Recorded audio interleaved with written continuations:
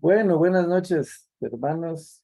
Eh, Buenas tardes en San Francisco todavía, pero eh, estamos aquí nuevamente para seguir con nuestro estudio de el Jesús no conocido. Estamos conociendo esas partes de Jesús que a veces se nos pasan por alto o que pues tal vez no hemos analizado en detalle para poder aprender qué es el objetivo de estos estudios y aprender para poner en práctica, no solo para agregar conocimiento, sino para poder hacerlo práctico en nuestras vidas, para vivir de acuerdo a lo que dijo Jesucristo. Y hoy específicamente vamos a ver un pasaje donde Cristo dice, aprendan a mí. Aquí no puede ser más claro, aprendan a mí. Entonces, vamos a estar trabajando en este pasaje y pues lo vamos a leer de entrada. A ver, aquí lo tenemos. Este es el título que le hemos puesto a la enseñanza, el estudio de este día, el carácter de Jesús. Aquí vemos una escena que pues es aparentemente cuando sacó a los mercaderes del templo. No, la Biblia no menciona que haya tenido un látigo o algo por el estilo, pero nos da una idea de cuando el Señor pues volcó las mesas y eso en el templo. Y lo puse porque vamos a hablar del carácter de Jesús. Entonces, tenemos Mateo 11:28. No sé si lo pueden ver en pantalla. Alguien que me ayude a leer del 28 al 30.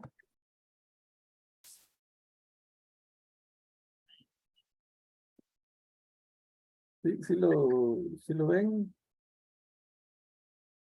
¿Sí ven el texto? Amén. Lo voy a leer yo, hermano. Venid a mí todos los que estáis trabajados y cargados, y yo os haré descansar. Llevad mi yugo sobre vosotros y aprended de mí, que soy manso y humilde de corazón, y hallaréis descanso para vuestras almas. Porque mi yugo es fácil y ligera mi carga. Muy bien. Entonces, hoy tenemos un pasaje pequeño. No vamos a analizar mucho texto, pero un pasaje muy profundo. De hecho, es el único lugar en donde aparece este pasaje aquí en Mateo. Eh, y pues empieza con una promesa, podríamos decir, con un ofrecimiento del Señor a que vayan a Él, dice, todos los que están trabajados y cargados. ¿Qué significa trabajados y cargados? Bueno, lo podemos interpretar como pues alguien que ha tenido una rutina muy fuerte de trabajo, ha hecho un trabajo muy duro, entonces está agotado, está cansado por el trabajo. Pero sabemos que hay cansancio físico, trabajo físico, pero hay trabajo mental y cansancio mental también. Eh, el estrés, por ejemplo, pues produce mucho desgaste mental y como consecuencia mucho desgaste físico. Hay ciertas condiciones de angustia, podríamos decir, de preocupación que nos cargan. Eh, Situaciones, problemas personales, problemas con la familia, con nuestros compañeros, con nuestros hermanos, todo eso nos carga. Entonces, Jesús dice en este pasaje, vengan a mí. La Nueva Versión Internacional dice, vengan a mí todos ustedes que están cansados y agobiados, y yo les daré descanso. Pero después dice, llevad mi yugo sobre vosotros Y esto podría sonar a contradicción, porque un yugo, cuando oímos la palabra yugo, pues pensamos en una carga, pensamos en trabajo. Yugo es pues, señal de esfuerzo, de trabajo, es eso que les ponen a los bueyes para que jalen las carretas. Ese instrumento, es un instrumento de trabajo. Entonces, ¿qué está queriendo decir Jesús aquí con que lleven mi yugo? Carguen con mi yugo, dice la NBI, y aprendan de mí, pues yo soy apacible, dice aquí, y humilde de corazón. Bueno, y hallaréis descanso y encontrarán descanso para sus almas. Y hallarán descanso para vuestras almas, según la Reina Valera que tenemos aquí. Bueno, primero, hermanos, el mejor lugar a donde podemos ir cuando tenemos aflicción, cuando estamos cargados emocionalmente, espiritualmente, es hasta cierto punto normal desanimarnos, querer tirar la toalla, muchas veces en el trabajo, muchas veces en el ministerio también. Cuando el ministerio se hace de corazón, cuando se hace a conciencia, cansa. Sí. Si lo hacemos sin compromiso, pues no, a lo mejor no tenemos mayor problema, pero cuando lo hacemos de verdad, de todo corazón y ponemos todo nuestro esfuerzo en el ministerio, entonces, pues sí, cansa.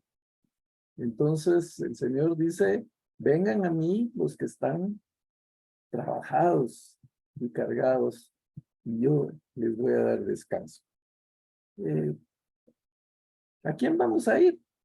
El salmista dice, alzaré mis ojos a los montes de donde vendrá mi socorro. Mi socorro viene de Jehová, que hizo los cielos y la tierra. Y creo que fue Pedro el que le dijo, ¿a quién iremos, Señor? Cuando él les dijo, bueno, si ustedes se quieren ir, váyanse también. Pedro dice, ¿y a quién? ¿A quién? ¿A dónde vamos a ir? Y eso mismo pasa con nosotros. ¿Quién nos va a dar ese descanso, esa paz que el Señor Jesús nos da? Mi paz os dejo, mi paz os doy, no como el mundo la da, dice Jesús.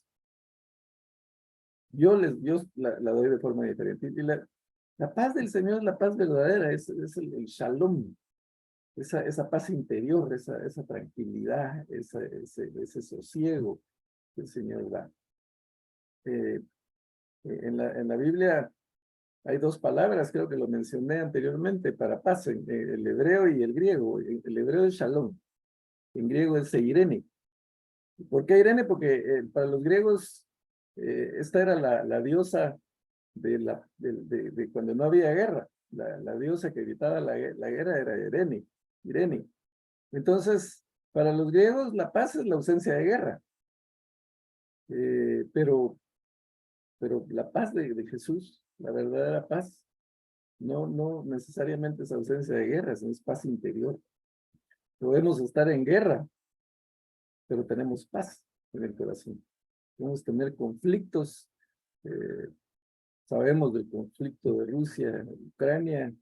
Hay, pues obviamente, mucha angustia ahí, pero yo estoy seguro que en medio de todo, los cristianos de corazón tienen paz. No que no les preocupe, pero en el fondo del corazón hay paz. Esa paz que sobrepasa todo entendimiento, porque a veces en medio de una tragedia podemos sentir paz. En medio de una crisis económica, de enfermedad, podemos sentir paz. Y es la paz que da Cristo Jesús. Entonces, a eso se refiere Cristo con que el yugo supuesto que Él pone, pues no es como el yugo que nosotros estamos acostumbrados, sino que es justamente una paz interior que sobrepasa todo entendimiento. Pero después dice, soy manso y humilde de corazón. lo pone ahí en medio y ayer es descanso para vuestras almas.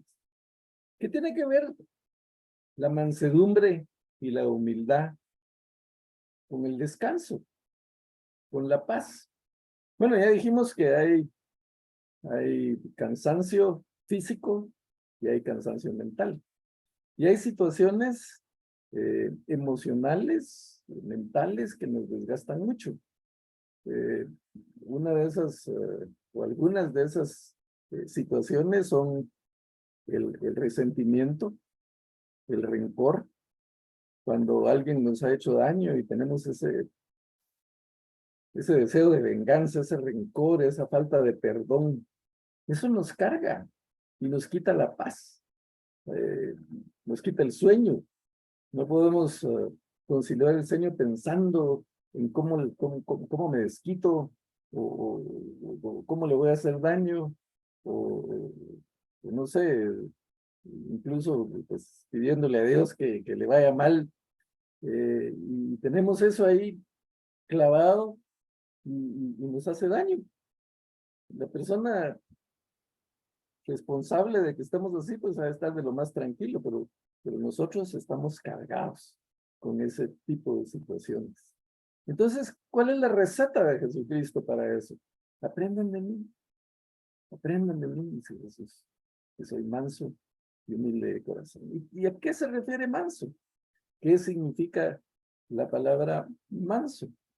Bueno, según el diccionario teológico Bacon, dice, es la serenidad y ausencia de egoísmo que poseen quienes son verdaderamente fuertes y que los libera de la necesidad de demostrar su fortaleza. Interesante, ¿verdad? Porque dice que son mansos los que son fuertes. Y podríamos pensar lo contrario, porque ¿en qué pensamos cuando oímos la palabra manso? Pues probablemente en una ovejita, ¿verdad? En un corderito, así que pues es débil, o en un animalito un perrito, decimos, ese perrito es manso, un mansito, un caballo, es un mansito, y tendemos a pensar en debilidad. Sin embargo, pues esta descripción que vemos ahí es todo lo contrario. Mansedumbre es la ausencia de egoísmo que poseen quienes son verdaderamente fuertes y que los libera de la necesidad de demostrar su fortaleza. ¿Qué pasa con las personas que no son seguras de sí mismas? Se habla, por ejemplo, del complejo de superioridad, pero realmente eso no existe, porque todo complejo lo siente alguien que es inferior.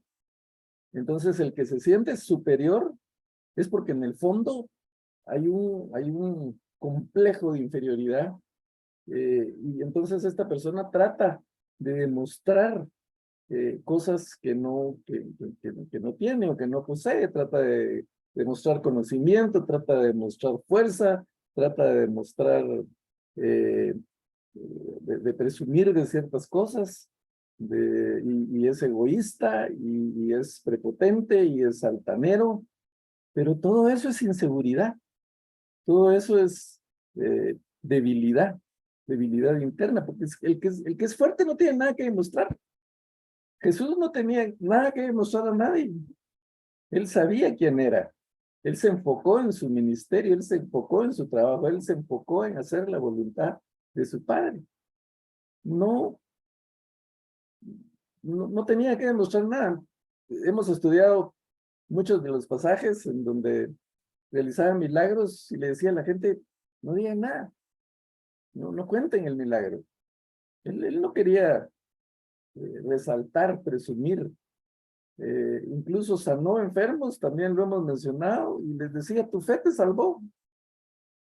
No tenía que demostrar. Cuando le pidieron una prueba, cuando le pidieron que él demostrara, dice la generación esta adúltera quiere una prueba, no les voy a dar ninguna prueba.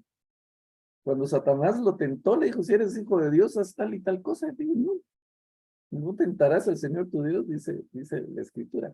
No necesitaba demostrar nada. Entonces, hermanos, no hay necesidad si estamos seguros de nosotros mismos, si estamos seguros de las capacidades que el Señor nos ha dado, si estamos seguros que somos hijos de Dios, que somos su tesoro, que Él nos ha adoptado como hijos, no tenemos nada que demostrar. Tenemos que liberarnos de esa obsesión de querer mostrar una imagen que no tenemos. Ahí las redes sociales, el Facebook y todo eso son ideales para estar mostrando lo que no somos. Ahí presumimos de cosas que no, los demás no tendrían por qué saberlo, pues, o sea, si yo soy feliz en mi matrimonio, por ejemplo, no tengo que estarlo poniendo a cada ratito en Facebook. ¿Cuál es la necesidad de estarlo contando? Si yo estoy tranquilo, si yo estoy satisfecho, si me llevo bien con mi esposa, si tenemos buena relación, si nos amamos, no necesito estarlo publicando y estar proyectando, publicando fotos ahí por todos lados. No estoy en contra de las redes, y no estoy diciendo que en un aniversario, pues, publiquemos ahí que estamos celebrando con la esposa. Yo lo he hecho. Pero me refiero a aquellos que están constantemente. Tengo un pariente que yo creo que ya lo bloqueé, porque todos los días aquí con mi esposita comiendo en no sé qué, aquí con mi cielo que haciendo no sé qué. Yo me pongo a pensar, yo no creo que ese matrimonio sea feliz, porque ¿cuál es la necesidad y la obsesión de estarlo mostrando, de estar presumiendo? El que es seguro, hermanos, no es egoísta, comparte. Un buen catedrático, por ejemplo, en la universidad, en la escuela, es alguien que sin egoísmos comparte su conocimiento. Yo tuve una mala experiencia cuando sostuve mi examen general privado en la universidad, la primera vez, porque lo pasé 2 veces, la primera lo perdí, pero lo perdí porque me tocó un catedrático que tenía ese problema. Él necesitaba demostrar su conocimiento. Yo cometí el error de que la primera pregunta que me hizo yo se la contesté y él me dijo, no es exactamente así. Entonces yo dije, este me está probando, este quiere saber si de veras sé, y entonces le empecé a rebatir y empezamos a discutir y él me decía una cosa y yo rebatía porque era un tema que sí dominaba. Esa primera pregunta yo sí la dominaba. Entonces, eso le lastimó mucho el orgullo que yo me pusiera a debatir con él, porque él era el director de la escuela, y entonces decidió atacarme con todo. Pasamos, no sé, 2 horas de examen, y él las 2 horas pasó atacándome, preguntándome. Yo le contestaba, me preguntaba y le contestaba. Al final fue tanta la presión que me descontroló.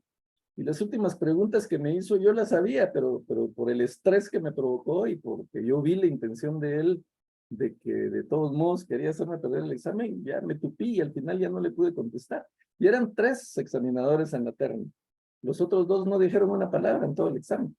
Se supone que cada uno tenía que preguntar, pero los otros se sintieron inhibidos ante el director que estaba ahí y que había decidido atacarme. Al final perdí el examen. Bueno, a los 6 meses me volví a meter y gracias a Dios lo gané, pero pasé por esa experiencia difícil con una persona que está tratando de demostrar su poder. Y el problema es que si está por encima de uno, jerárquicamente, de cualquier forma, uno lleva las de perder. Pero lo que Jesús dice es, aprendan de mí que soy manso y humilde. Entonces, esa experiencia me hizo asesorar a otro compañero. Éramos varios los que nos habíamos reunido para estudiar el examen privado. Entonces, los compañeros que habían estudiado conmigo, cuando vieron que yo perdí, se asustaron. Y uno en especial, que era el que menos sabía, ese se quiso morir, ¿verdad? Me dijo, si vos perdiste, yo no sé qué voy a hacer. Pero al final, pues lo animamos entre todos para que se metiera el examen. Y cuando le asignan la terna, era exactamente la misma terna que me había tocado a mí. El mismo director resentido. Entonces, el tipo hizo su examen práctico y cuando le tocaba al compañero y cuando le tocaba el examen oral y supo la terna, dijo, no, yo no me meto. Definitivamente no. Y yo estaba en el trabajo, me recuerdo, y la esposa me llamó llorando y me dice, mire, por favor, venga a la universidad porque mi esposo no se quiere meter, ahí está rebelde con que no quiere meterse al examen porque sabe que lo va a perder. Entonces, yo pues pedí permiso en el trabajo, me fui para la universidad y le fui a hablar, le compré una su gaseosa, nos pusimos a platicar en la cafetería y le dije, mira, le dije, si calculas que vas a perder, de todos modos, metete al examen, porque si no te metes, te pueden acusar de rebeldía, de que no quisiste entrar o que no le diste importancia. Y sabiendo cómo es este señor, le dije, no te vuelven a dar examen y nunca más te vas a graduar. Entonces, lo más que puede pasar es que te raspas, entonces, pero de todos modos, metete. Lo único le dije es que no te vayas a poner a contradecirle al director de la terna, porque ese fue mi error. Entonces, entrar pues con humildad al examen y contestar lo que puedas contestar. Bueno, le hizo la primera pregunta, así como a mí, y vino aquel y ese sí la contestó mal. Y no solo la contestó mal, sino que él hablaba muy rústico. Él es un muchacho muy rústico porque es de pueblo, pues, del interior, así, de un lugar. Entonces, su hablado, ustedes saben cómo habla la gente de Oriente, por ejemplo, con un acento así, chabacán y todo. Así es él. Es un vaquero con botas y cincho grande y todo eso, y habla como vaquero. Y cuando le hicieron la pregunta, así contestó. Y lo agarra el director resentido y le dice, mire, le dice, compañero, usted se está examinando para ser un profesional. Entonces, su forma de hablar tiene que ser diferente, no así tan rústica, tan chabacana, como decimos nosotros, tiene que tener un lenguaje más refinado. Entonces le metió la gran regañada. Y entonces aquel contesta, ya siguiendo mi consejo, le dice, sí, licenciado, disculpe, lo que pasa es que usted sabe que pues yo soy un estudiante y nunca voy a tener la experiencia y el conocimiento que usted tiene, entonces usted no puede comparar su profesionalismo con el mío. Ganó el examen, ahí se lo echó entre la bolsa, ya no le preguntó más, le elevó el ego, y el menos preparado del grupo que nosotros teníamos fue el que ganó, el primero que ganó. Viene a los beneficios, por decir así, de la humildad. Sin embargo, la mansedumbre y la humildad están relacionados con debilidad. Alguien humilde se relaciona con alguien débil, alguien manso, ya dijimos, se relaciona con alguien débil, pero eso es el lenguaje no espiritual, podríamos decir. Si vamos a las escrituras, la mansedumbre y la humildad no son de ninguna manera señales de debilidad. Y Cristo Jesús fue el mejor ejemplo de eso. Él demostró humildad, demostró mansedumbre, pero cuando hubo necesidad, pues también mostró su carácter firme y fuerte. La humildad dice virtud opuesta al orgullo, modestia. Entonces sabemos que el orgullo pues es uno de los pecados que más daño causa. Poníamos al principio la imagen esta de Jesús echando fuera a los mercaderes, ¿verdad? Con un látigo en la mano, que nos hace pensar que latigueó a todos los que estaban ahí y que tuvo un arranque de ira. En alguna oportunidad leí por ahí que decía eh, que si Jesús pecó de ira cuando sacó a los mercaderes. Pero la Biblia dice que Jesús fue tentado en todo, pero sin pecado. Jesús no pecó. ¿Cómo se justifica ese arranque que tuvo en el templo? Bueno, Eso, sabemos que el enojo, la ira, es una emoción natural que el Señor ha puesto en nosotros como un propósito. Las emociones tienen un propósito, la alegría, la tristeza, el miedo, el enojo, pues son emociones inconscientes, podríamos decir, porque ante un peligro eminente, pues sentimos miedo, pero no tomamos la decisión de tener miedo, sino simplemente eso nace porque es una reacción natural que nos ayuda a sobrevivir, porque si no sintiéramos miedo, pues al primer tigre que se nos aparece, nos dejamos que nos coma, ¿verdad? No corremos, o si hay un temblor, pues que nos caiga todo encima porque no nos da miedo. El miedo nos ayuda a sobrevivir. Eh, el, el, el, el enojo también, porque nos ayuda a reaccionar ante una injusticia ante un daño que nos pueden hacer. Entonces, ni sentir miedo es pecado, ni enojarse es pecado, ni estar alegre, ni estar triste. No, esos no son pecados, son emociones. El orgullo es pecado, porque ese es algo que viene de nuestra naturaleza pecaminosa.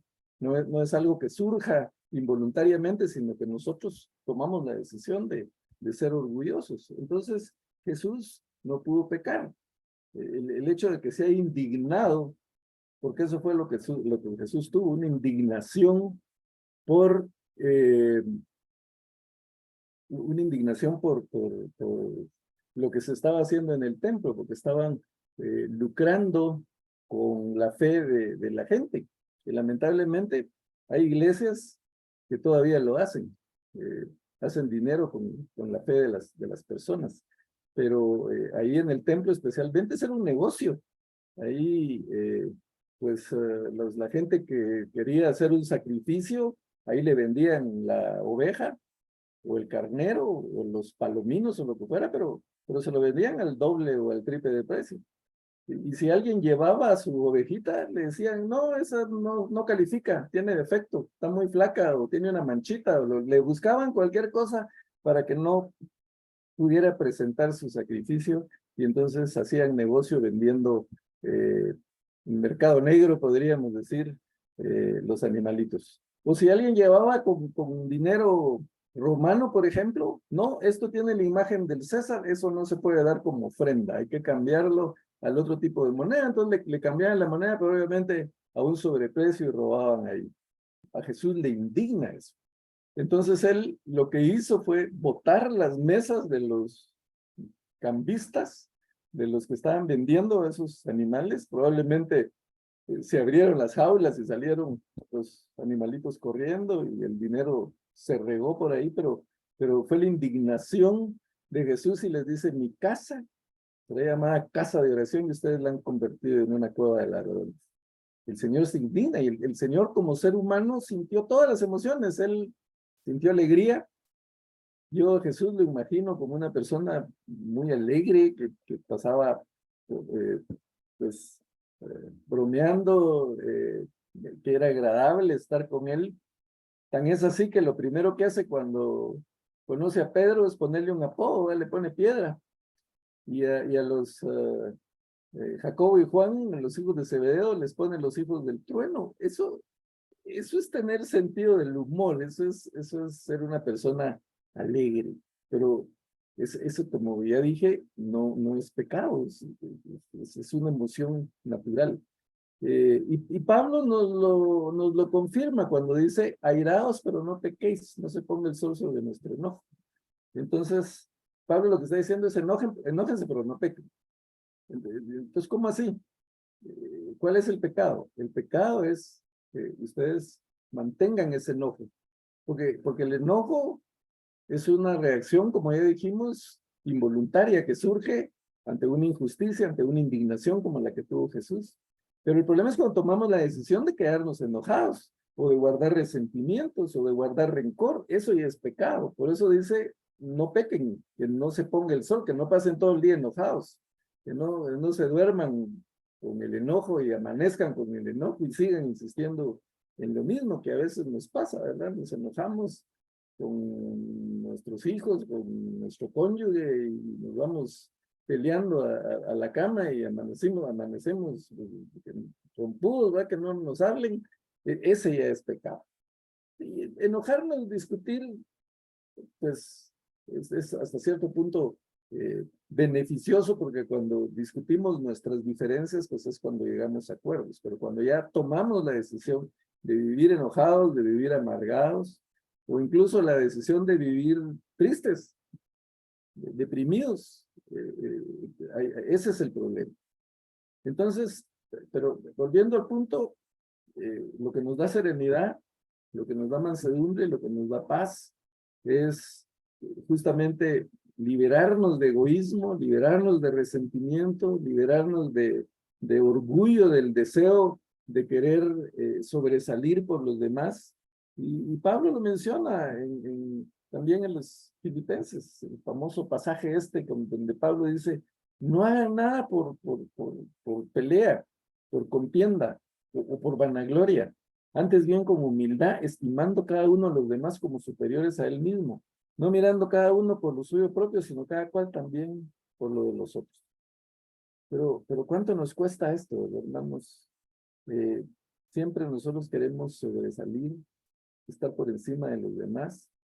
De alguna manera ese es un problema cultural, porque nos han enseñado desde chiquitos a competir, a ser competitivos, a querer ganar trofeos, a estar en primer lugar. Y entonces crecemos así, pensando eso, y entonces queremos ganar en todo y no nos importan los demás. Nosotros queremos estar por encima de los demás siempre. Yo quiero ser en primer lugar, yo quiero ser el jefe, yo quiero ser el que tenga el poder. Y cuán difícil es pensar que hay alguien superior, que hay alguien que está por encima. Hay una canción viejita que dice algo así como no te compares, dice, no te compares con los demás porque te volverás vano y amargado, porque siempre habrán personas más grandes o más pequeñas que tú. Entonces, si uno considera a alguien más pequeño, se vuelve vano, o sea, ¿para qué? Si todos están por debajo de mí, ¿para qué? Y si uno se pone a pensar en todos los que están arriba de uno, entonces se amarga la vida. Lo más importante es estar tranquilos con uno mismo, estar en paz, venir al Señor, que es el que nos da esa paz, que es el que nos da esa tranquilidad, que es el que les da la paz verdadera, no como el mundo lo da. Entonces, por eso dice Pablo, vamos a estimar a los demás como superiores a nosotros mismos. Y entonces tenemos que pensar siempre en los demás. Cuando hacemos algo, pensar en los demás, no tanto en nosotros, sino en cómo servir, en cómo ayudar, en cómo pues lograr que la gente que está a nuestro alrededor crezca y no querer crecer nosotros parándonos encima de los demás. Pero Jesús dijo algo muy interesante. Aprendan de mí. Y fue Jesús manso, pues obviamente, pues él era una persona muy pacífica, lo maltrataron, lo rechazaron, aún en la cruz del Calvario, después de que lo habían azotado, lo habían escupido, lo habían clavado en la cruz, se burlaban de él y decían, si de veras eres hijo de Dios, ¿por qué no te bajas de ahí? ¿Por qué no te salvas? Dijo que iba a salvar a los demás y no se puede salvar él mismo. Y la respuesta del Señor fue, Señor, perdónalos porque no saben lo que hacen. Él, lo que hizo en la tierra, realmente, primero tenía el propósito de cumplir la voluntad de su Padre, pero segundo quería enseñarnos a nosotros, que nosotros aprendiéramos de él, y por eso dice, aprendan de mí, que soy manso y humilde. Bueno, y humilde, pues humilde también se relaciona con debilidad, pero aquí dice, humildad es la virtud opuesta al orgullo. El humilde es el que no es orgulloso. Y pues el ejemplo supremo otra vez es Cristo Jesús, y lo vemos en el mismo pasaje en la continuación. Pablo les dice a los filipenses, tengan ustedes ese mismo sentir que tuvo Cristo Jesús, el cual, siendo en forma de Dios, no estimó el ser igual a Dios como cosa que aferrarse. Él era Dios, y eso no le importó. No se aferró a su naturaleza divina, sino que hizo, se despojó de su naturaleza divina, se quitó la corona de rey, su capa de rey de los cielos, y bajó a la tierra, tomando forma de siervo. Ni siquiera bajó como un príncipe o como un rey, bajó como un siervo en la condición más humilde. Jesús, su ministerio lo realizó en Galilea. Ya hablamos de que esa era una de las regiones más pobres, menos importantes. Por eso, cuando dicen que él es de Nazaret, el discípulo aquel, vimos el video también, cuando dijo, de Nazaret puede salir algo bueno. O sea, Nazaret era uno de los pueblos menos importantes, en donde no había nada. Jesús nació en un pesebre, ni siquiera en una cuna, ni siquiera en una cama decente. Nació en donde le echaban el alimento a las vacas, pues el zacate, podríamos decir, la hierba. Ahí eso, probablemente José lo limpiaron con lo que pudieron, le pusieron algo para secarlo, hasta mojado haber estado, y ahí acostaron en ese pesebre al niño Jesús. Tuvo la humildad de renunciar por un tiempo a su estatus de rey, y pasó 9 meses en el vientre de María, como ya dijimos, creció como un niño normal. Durante 30 años 33 años estuvo eh, como un ser humano común y corriente, poco menor que los ángeles, dice el libro de Hebreos. Nos demostró con creces esa humildad, porque el Rey de Reyes y Señor de Señores tomó forma de siervo, tomó forma de humano, se hizo semejante a los hombres. Y no solo eso, sino que estando en su condición de hombre, se humilló a sí mismo. A Cristo no lo humillaron. Todo lo que le hicieron no fue que lo humillaran. Él se humilló a sí mismo. Él tomó la decisión. Él se dejó humillar. ¿Por qué? Por obediencia. Por obediencia a su Padre, obediente hasta la muerte y muerte de Cristo. Por obediencia y por amor.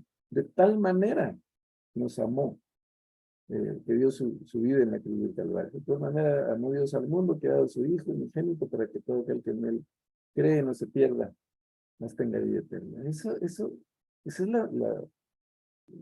amor, la misericordia de Jesús para con nosotros, para sus hijos.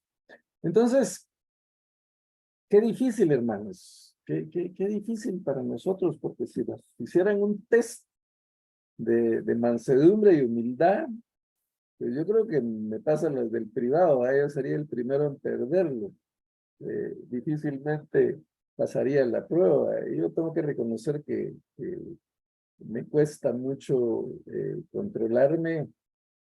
Hay situaciones que indignan. Hace poco iba en el carro con los nietos y pedí vía para cambiarme de carril, pero en Guatemala, cuando uno pide vía, el que viene atrás lo interpreta como que tiene que acelerar y echarle el carro a uno encima. No sé de dónde salió esa tendencia, pero jamás lo interpretan como que uno está pidiendo permiso, sino aquí eso, pedir vía es una ofensa.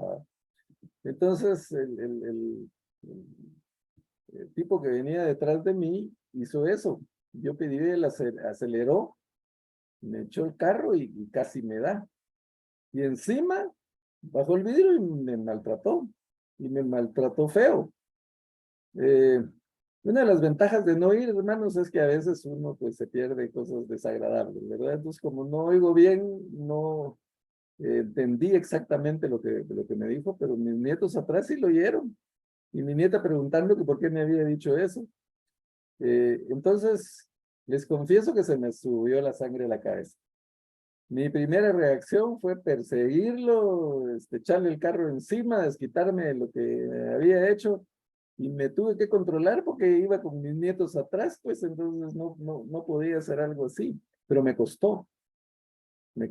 Entonces, difícilmente pasamos el examen, y como les digo, yo el primero que lo pierdo porque es difícil controlar ese tipo de situaciones. Es difícil ser manso, pero es difícil ser humilde también.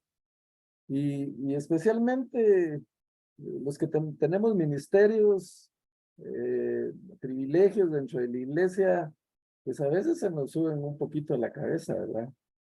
Cuando nos toca predicar o enseñar o tocar en la alabanza, y todo el mundo, pues ahí, eh, a veces nos elogia. Yo recibo muchos elogios de ustedes, hermanos, y de verdad lo aprecio de corazón, me motivan, me ayudan a cuando me faltan las fuerzas, porque les confieso que a veces se desmotiva uno y quiere tirar la toalla, y esos mensajes lo animan a uno. Pero también les confieso que hay que luchar para que no se le suba a uno el orgullo, porque empieza a pensar uno, bueno, sé bastante, ¿verdad? Yo puedo hablar y estoy hablando de la palabra del Señor, entonces yo tengo ese privilegio de que el Señor me usa, ¿verdad? Entonces, eh, pues, el enemigo mete esa espinita, mete ese orgullo en el corazón, y lamentablemente hay pastores, predicadores que no pueden dominar eso. Yo me recuerdo hace tiempo, eh, yo les he contado que el Señor me, me dio la oportunidad de tener un buen trabajo, tener una posición bastante buena en una empresa multinacional. Entonces, por mi misma posición, yo viajaba, me tocaba viajar bastante. Y por mi misma posición, por mi mismo puesto, yo podía decidir dónde viajar. Yo podía decidir si me iba en primera clase o me iba en clase económica. De hecho, la empresa tenía como requisito que ser un viaje largo de 8, 9, 10 horas. El ejecutivo tenía que volar en primera clase porque era cansado. Y yo, hermanos, nunca volé en primera clase. Cuando eh, trabajé, cuando dependía de mí, yo siempre me fui en clase económica. Decía yo, no. Bueno, algunas veces sí volé en primera clase, pero porque por las mías que tenía, porque era un viajero frecuente, yo llegaba a la ventanilla y le decía, mire, me pueden de cortesía poner en primera clase, y algunas veces me pusieron y viajaba en primera clase, pero pagando, no, a pesar de que podía decidirlo, pero lo que pasa es que yo también era responsable de los resultados de la operación, entonces yo trataba de que los gastos no fueran tan altos, entonces por eso no viajaba en primera clase. Pero me acuerdo que una vez iba a Miami. Miami, hermanos, está a 2 horas de aquí, lo más, en avión, pues, por supuesto. Entonces, no es un viaje así largo, no es un viaje cansado, que cuando uno siente ya llegó. Y me encuentro a un pastor, que obviamente no les voy a decir el nombre, pero es un pastor, pues, bastante popular aquí en Guatemala. Me lo encuentro muy sentadito en primera clase, esperando abordar el avión. Y lo primero que pienso al ver ese pastor que está viajando con las ofrendas de sus fieles, lo primero que pensé, lo primero que se me vino a la mente fue el Señor Jesús, cuando entró a Jerusalén montado en un burrito. Él no iba en primera clase. Al contrario, escogió el animalito más insignificante, porque ni siquiera escogió un caballo, un burrito. Hay quienes dicen que a Jesús le colgaban los pies, casi los arrastraba ahí montado en el burrito. Él se humilló a sí mismo. Él mostró su humildad en todo. El Rey de Reyes, el Salvador del mundo, su entrada triunfal hace en un burrito. Y bueno, hablamos ya de cuando se amarra una toalla a la cintura y empieza a lavarle los pies asquerosos a sus discípulos, porque así estaban. Y él decidió hacer eso. Una vez que resucitó, se aparece a sus discípulos y les hace el desayuno. Él les cocina, él los llama, les dice, aquí, vengan a desayunar, aquí les estoy preparando pescado yo para que desayunen. Yo nunca he desayunado pescado, no me imagino cómo es eso, pero ellos eran pescadores, estaban acostumbrados, y me imagino que Jesús lo sabía hacer, ¿verdad? Y lo hizo muy bueno. Pero viene al carácter de Jesús, carácter humilde, manso, que nos enseñó cómo debemos ser. Ya dije que es muy difícil, ya dije que yo no pasaría la prueba, pero si vamos a analizar a los hombres de la Biblia, Moisés, vamos a analizar a Moisés, porque la Biblia dice que no hubo nadie sobre la tierra tan manso como Moisés. ¿Y qué hizo Moisés? Mató a un egipcio. Su primer logro, digamos, es matar a un egipcio y salir huyendo. Por eso se tuvo que ir de Egipto. Y en un arranque de ira, porque se indignó también, porque estaban tratando mal a sus paisanos, lo mata. Entonces, ¿cuál humilde? Cuando el pueblo se sublevaba al Señor, ¿qué hago con todos estos? Ya no quiero. Cuando fue a sacar agua sobre la roca con toda la cólera, le pegó por el enojo que tenía y por eso ya no entró a la tierra prometida. Y sin embargo, la Biblia dice que no hubo otro hombre tan manso sobre la tierra como él.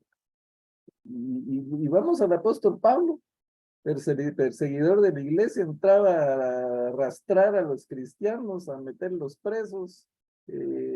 Cuando mataron a ahí se me olvidó, el discípulo este que mataron, ya a estas alturas del partido la memoria falla, pero él con Esteban, cuando mataron a Esteban, ahí estaba Pablo, deteniéndole las capas a los que lo estaban apedreando. Esa persona nos habla de mansedumbre, nos habla de humildad. ¿Qué pasó? Pues resulta que cuando el Señor vino al corazón de Pablo, cuando el Señor tocó el corazón de Moisés, cuando habló a Moisés, cuando se apareció a Moisés, el Espíritu del Señor les dio esa capacidad de ser mansos y de ser humildes. Y esa capacidad el Señor nos la da a nosotros también con su Espíritu. Por algo dice que el fruto del Espíritu es amor, gozo, paz, paciencia, benignidad, bondad, fe, mansedumbre, templanza. Entonces, ¿cuál es la forma de pasar el examen? Pues dejando que el Espíritu Santo haga la obra en nosotros. Dijimos que las emociones no son voluntarias, son reacciones normales ante ciertas circunstancias externas, pero el egoísmo es una decisión, el orgullo es una decisión, y por eso son pecados. Entonces, la humildad, la mansedumbre también es algo que nosotros decidimos, que nosotros tenemos que doblegar nuestra naturaleza pecaminosa para poder dejar de ser egoístas, de ser orgullosos. Y es complicado porque cuando uno empieza a sentir que ya es humilde, es justamente cuando se está alejando de la humildad. Porque el verdadero humilde no se siente orgulloso de ser humilde, ¿verdad? Simplemente lo es. Entonces, como dije, especialmente los que tenemos cargos, ministerios, tenemos que luchar constantemente contra el orgullo, luchar constantemente para que no se nos meta eso en el corazón, pedirle al Señor que nos ayude a ser humildes. Y sabemos que nos cuesta, sabemos que nos falta, pero solo con la bendición del Señor, como sujetándonos a su voluntad, a su espíritu, pues el Señor es el que nos ayuda a ser humildes. No tengo no puse aquí el resto del pasaje de Filipenses, pero lo sabemos, que dice que Jesús haciéndose obediente hasta la muerte y muerte de cruz, por lo tanto, dice la Biblia, el Señor lo exaltó hasta lo sumo y le dio un nombre que es sobre todo nombre, para que en el nombre de Jesús se doble toda rodilla de los que está arriba en el cielo, abajo en la tierra, debajo de la tierra, y toda lengua confiese que Jesús es el Señor, para la gloria de Dios Padre. Entonces, cuando nos humillamos, mis hermanos, el Señor nos exalta. El que se humilla será exaltado. A lo mejor no nos va a exaltar aquí en la tierra, pero un día vamos a ser exaltados porque fuimos mansos y humildes, aprendimos de Jesús, pusimos en práctica lo que Jesús nos enseñó, y eso es lo importante, pues que tenemos que aprender, y que nos tiene que quedar claro esta noche, que tenemos que tomar la decisión de ser humildes. Y no pensemos que el ser humildes, el ser mansos, nos hace débiles. Al contrario, es como demostramos nuestra fortaleza, nuestra seguridad, nuestra confianza en el Señor, a través de la mansedumbre y la humildad de corazón. Bueno, se nos fue el tiempo, ya estamos sobre la hora, pero pues espero que pongamos en práctica, mis hermanos, esta enseñanza que el Señor nos da, y es el único pasaje en donde prácticamente el Señor habla de su corazón y nos dice, porque si vemos en la Biblia, Jesús no habla de sí mismo, Él habla del Padre, habla del Espíritu Santo, pero aquí Él directamente dice, aprendan de mí, que soy manso y humilde de corazón. Entonces, no es una sugerencia. El original está en voz activa, presente, y es algo constante, es algo que es voz activa, presente, imperativo. Suena complicado, pero eso significa que tiene que ser permanente, que depende de mí, pero voz activa. Voz pasiva es cuando depende de otro. Por ejemplo, el Señor nos escogió desde antes de la fundación del mundo. Es voz pasiva porque no depende de nosotros, fue el Señor el que nos escogió. Pero voz activa es cuando yo tengo que ejecutar la acción. E imperativo es que no es una sugerencia, es un mandato del Señor. Aprendan de mí, está en imperativo. Yo soy manso y humilde de corazón. ¿Y cuál es el resultado? La paz que el Señor nos da, la paz que sobrepasa todo entendimiento. Hallaréis descanso para vuestras almas. Entonces, tiene su beneficio, no es así de que no vamos a lograr nada, al contrario, vamos a disfrutar de esa paz y ese descanso físico y mental, porque cuando nos estresamos, ya dijimos, hay un desgaste mental y un desgaste físico. Cuando estamos tranquilos, cuando estamos en paz, hay descanso para nuestras almas. ¿Y dónde encontramos ese descanso? El Señor nos dice, váyanse, no nos dice, váyanse de vacaciones. No estoy diciendo que las vacaciones son malas, pues al contrario, nos ayudan mucho, y el Señor mismo nos dio el ejemplo cuando descansó en el séptimo día. El descanso físico es necesario, es importante y nos da salud. Pero en este pasaje en especial, el Señor no dice váyanse a la playa, vayan en vacaciones, vayan a la iglesia. No, vengan a mí. Aquí es el único lugar donde van a encontrar paz como yo la doy, y descanso para las almas. Así que ya sabemos, hermanos, las cargas emocionales, físicas, las podemos depositar en el Señor, porque su yugo es fácil y ligera su carga. Algo que no mencioné y que es importante recalcar es que recordemos que en aquella época los escribas y los fariseos habían puesto cargas duras y difíciles de llevar al pueblo, que ellos no eran capaces de mover ni con un dedo, dice la Biblia. Entonces la gente también estaba cargada de ese legalismo que había, y el Señor combatió eso y nos enseñó una forma